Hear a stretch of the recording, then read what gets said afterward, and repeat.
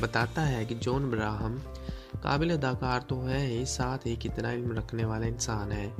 जो ऐ- जो ऐसी स्क्रिप्ट चुनते हैं हुए बिल्कुल नहीं घबराया, जो वक्त से बहुत आगे इसको कामयाब ठहराने वाली थी। गोल, न्यूयॉर्क, एक विलन रिटर्न, अटैक पार्ट 1 और विदा शायद वो फिल्में हों जो आपने अब तक ना देखी हों।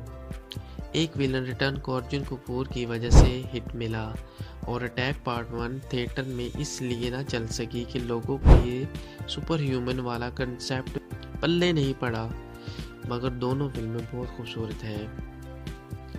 जॉन अब्राहम सोशल मीडिया और बॉलीवुड की फालतू कंट्रोवर्सी से दूर रहा है। बंदे को बाइक्स का शौक है, अपने फैंस की इज्जत करता है और यूट्यूब पॉडकास्ट पर जितना इसे देखा है बस यही जाना है कि ये इंसान एक सादा आदमी है। बॉलीवुड के बड़े बड़े अदाकार जॉन अब्राहम की इज्जत करते